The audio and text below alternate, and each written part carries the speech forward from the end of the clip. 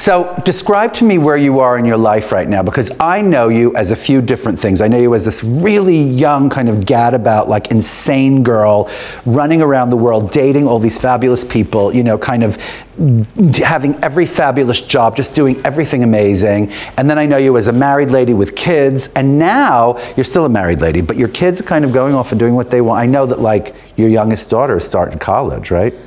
Or no? No, the youngest one oldest is 15, she'll be 16 in May. But still, that's like, you know, she still probably doesn't, you might be an empty nester.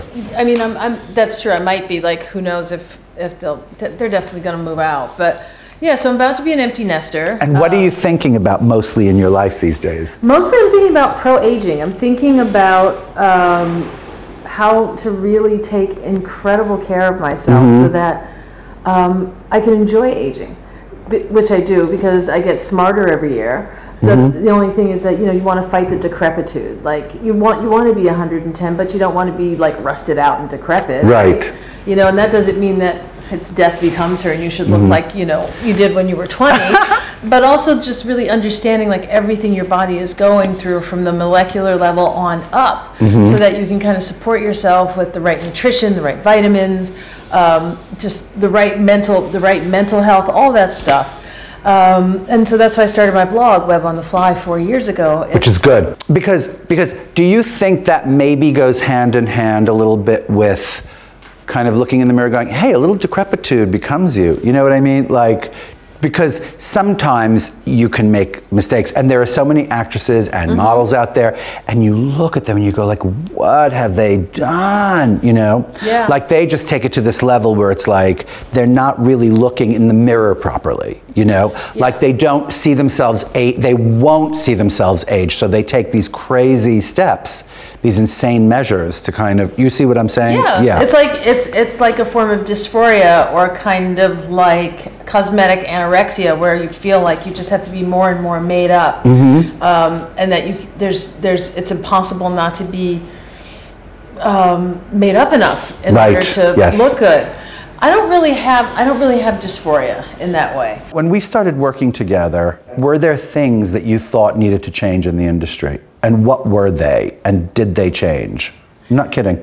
Well, I felt like there needed to be more black women in magazines, more women of color, black, yellow, and brown in magazines and on covers. And has that really changed enough? That has changed somewhat. A little, I mean, now that the magazine industry is dying, you know, they can't wait to get us covers. Oh God, it's really true, yeah. Right? Sad, but true. Feel great on your deathbed. And ageism.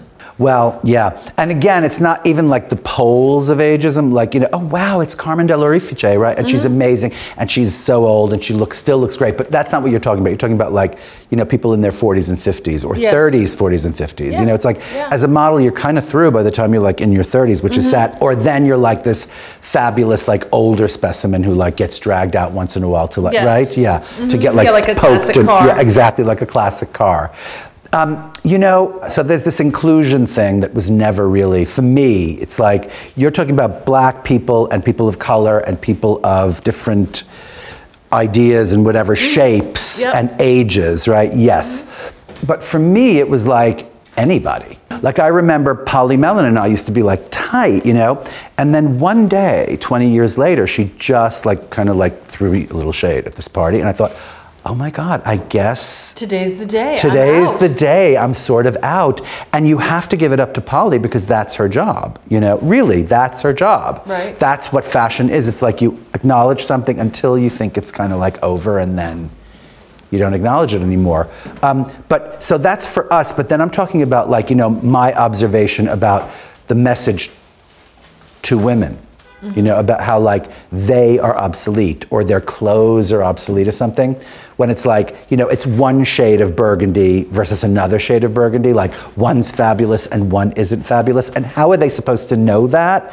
Like, that's why the magazines think that they're vital, because they supposedly explain the differences between like this shade of burgundy and that shade of burgundy. And to me, they're both good or they both suck. You know, and I never understood that exclusionism of people buying this stuff. And it was always the way that they sold stuff, by excluding and going, yeah, not you. And then all of a sudden you were like, oh yeah, absolutely me. Here's $1,000. Make it, it's me. And now it's me. You know, and I think that's wrong. I just think it's wrong. You know, I met Lara Brown the other day, who's the editor-in-chief of I love her. Right, and she said, you know, everybody's in style. Right, and she's not kidding either. Right? Like Lara, like really is one of those people who never bought into that. Lara Brown, and now she like runs in style. Yep. Hooray! Right? It's really true. Oh my God! Everybody's Thank you for bringing up Lara Brown. Oh. Yeah, exactly. Because that's the side we're going to cut. We're going to cut with you in the front.